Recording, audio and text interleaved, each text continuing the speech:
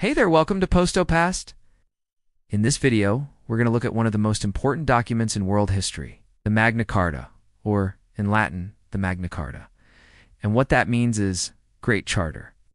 And for those of you who don't know about ancient languages, that's pretty obvious when it comes to this document because this is the birth of legal rights and freedoms. So let's get to it. Okay, so first things first. Where and when was this thing signed? Well, in June of 1215. King John of England was hanging out at Runnymede in Essex. That's in England, by the way, near London.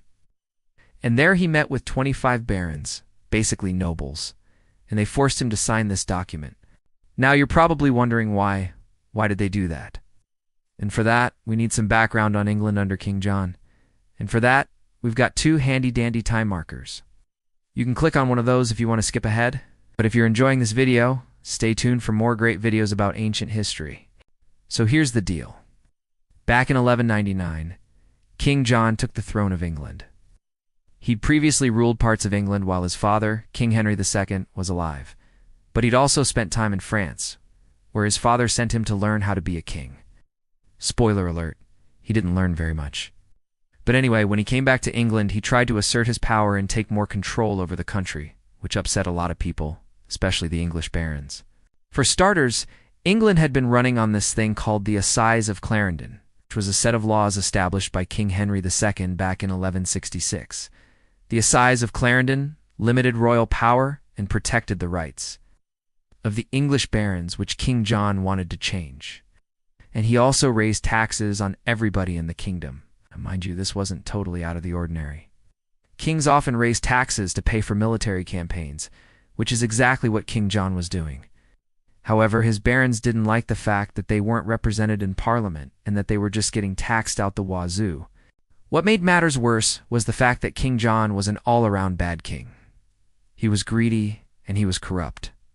He abused his power. He levied arbitrary taxes. He punished people without giving them a fair trial. And he also invaded Ireland, which was a disaster.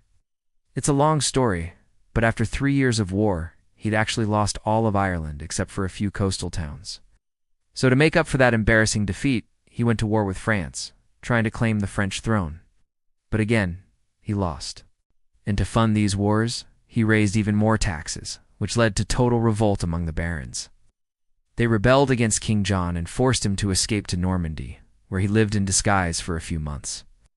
Eventually, though, he came back to England and met with the barons at Runnymede, where he agreed to sign the Magna Carta, which you'll probably be happy to hear contains a lot of stuff that you might recognize. We'll get to that in a moment, but first, quick interruption from the narrator. If you're loving this video, go ahead and hit that subscribe button. I promise that it's totally free and that you won't regret it. Also, if you enjoy ancient history, check out my podcast, where every week I bring you new episodes about amazing people from the distant past.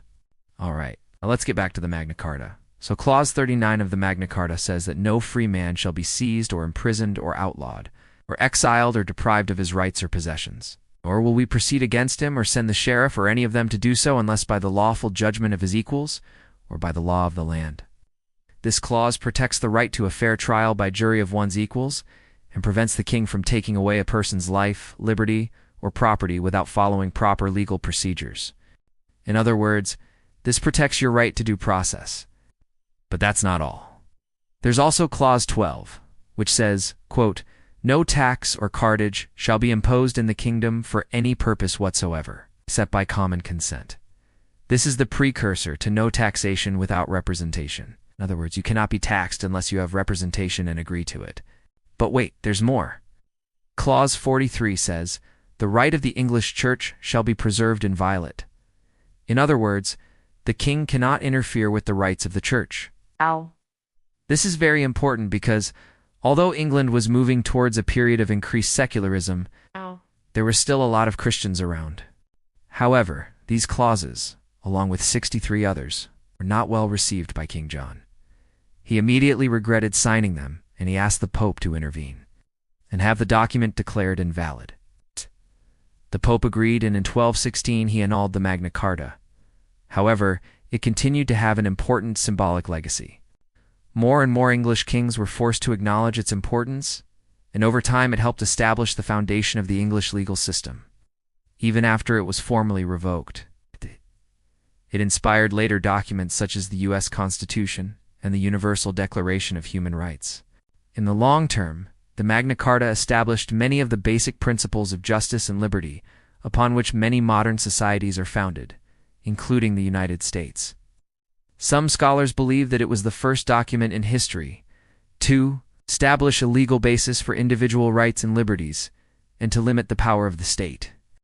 It also influenced the development of democratic principles and institutions such as representative government and the rule of law, which is why you should consider subscribing to my channel if you haven't already. In addition, the Magna Carta has had a profound impact on the legal systems of many countries around the world, including the United States, Canada, Australia, and India. Its principles have been cited in support of civil rights and liberties movements throughout history.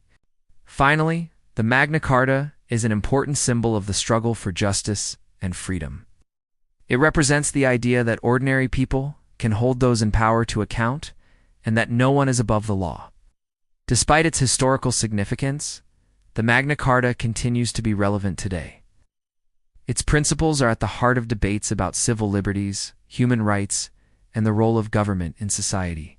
And that's why you should watch my series on the American Revolution, where we're going to look at how ideas like those contained in the Magna Carta played a key role in the founding of the United States.